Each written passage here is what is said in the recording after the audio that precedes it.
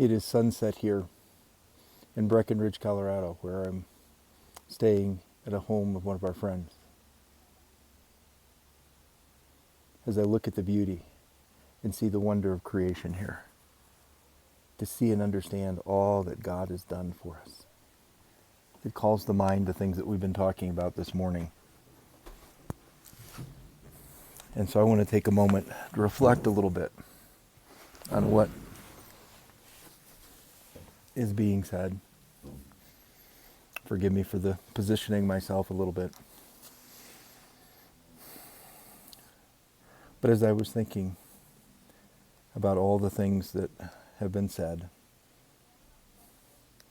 as we look at the Psalms and as we look at all the things that have gone on, I've said that God can be described as the creator, the one who created everything. All of life is his. He made everything. You can only imagine the power, the wisdom, the creativity of this God,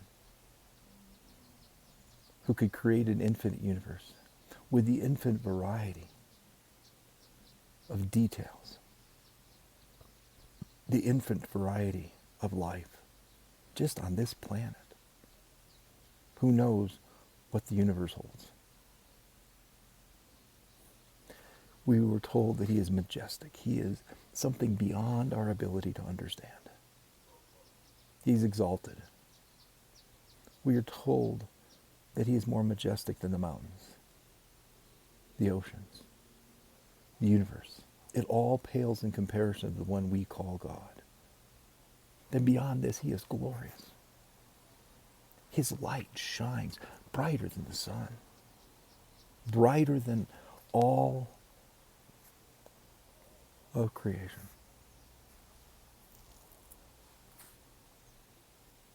His beauty blinds us. Our God is beyond our ability to describe. Our God is beyond our ability to understand. He is immense. We can't even conceive of infinity. We can talk about it, but we can't picture it. We can't grasp it and understand it. He is powerful. Imagine the power that is in a sun, the power that is in a lightning bolt. And yet these are nothing compared to the infinite power of God. And yet, this immense, incredible, unbelievable God is a God who focuses not only on the huge things, but on the little things. He doesn't miss the smallest things. Jesus says he knows the birds. He clothes the flowers. He knows the things that crawl upon the earth. He knows the life that is in the depths of the ocean. He knows the life that lives in the soil. He created it all. But more than that, he doesn't just leave it then. He is there intimately intertwined with it in a way that we can't imagine. He knows the earth. He knows the ocean depths. He knows the skies. And he knows the life that fills them all. He designed them all. God caused them all to come to be. And we know as Psalm 104, which is one of them that I didn't read, that God is the one who gives life. God is the one who feeds them and cares for them. And if he takes away their breath, they die. But he renews the earth. He recreates it and gives new life. He sustains everything by the mighty power of his hand and by his infinite wisdom. But there is so much more to talk about.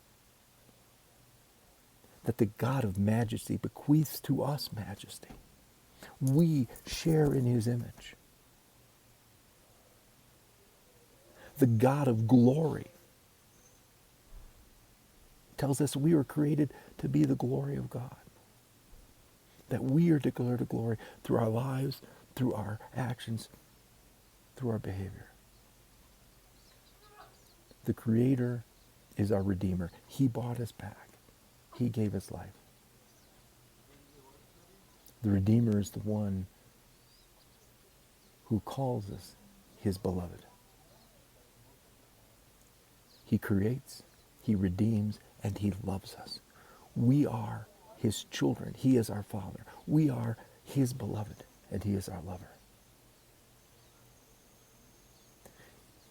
I began and I talked about Eugene Peterson talking about looking at creation with wonder and wondering at the beauty of all the things that he has done.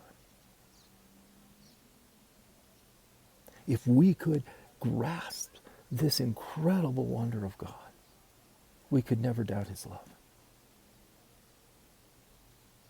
The one who designed this world with beauty, the beauty that I've shown you in various places. And that's just one part of the world.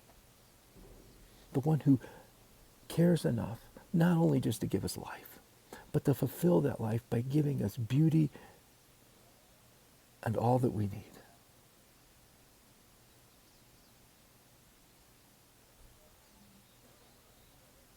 Again, we are beloved. So how do we respond to this? What do we say in light of this? How do we respond and do the things in light of what God has said to us? Several weeks ago, I talked about going on a God hunt, of paying attention to where we encounter God. And one of the most majestic, bountiful places to discover the presence of God is in his creation, from the biggest to the smallest. So the first thing we need to do is pay attention. One of the things I have striven to do on this trip is pay attention to those places, to see them, to recognize the beauty of them, and to recognize the power of God and the majesty of God and the grace of God evident in those places. We should stand in awe and wonder.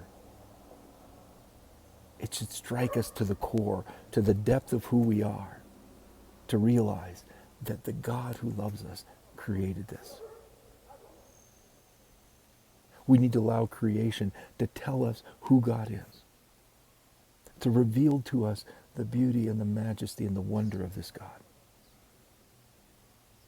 That as we look around and we see the sun and we see the brightness of his glory, we know God is a light to the world. We see the majesty in the mountains and we know that God is our sure foundation, more sure than these mountains are. We look around in life and see that he is the life giver. Look at creation and see his care and compassion and realize he cares and is compassionate to us also.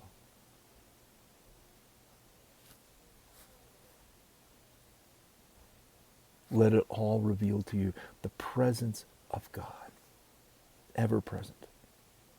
The world around us is always right before our eyes if we'll pay attention, if we will see what we can see. And finally, learn from creation. Learn as you see how creation fulfills its purpose for God, or the purposes of God for it. Look at how it creates, or acts, not how it creates, but how it acts in response. I'm going to have you listen to a song in just a moment called So Will I. We've heard it before. But in this song, it speaks of creation fulfilling its purpose. And then the song says, and so will I. I will fulfill my purpose in this place and on this earth. Creation does as God designed it to do. And now we are invited to be a people who serve the living God, the loving God, the merciful God, the mighty God, the majestic God, the God who loves us. Now as you listen to this song, may God bless you.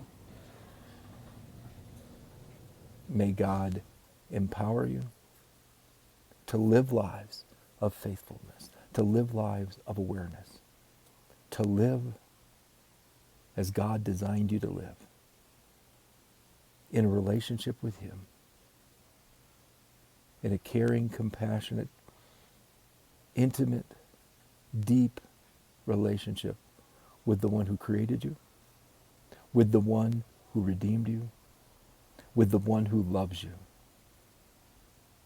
May you say, so will I.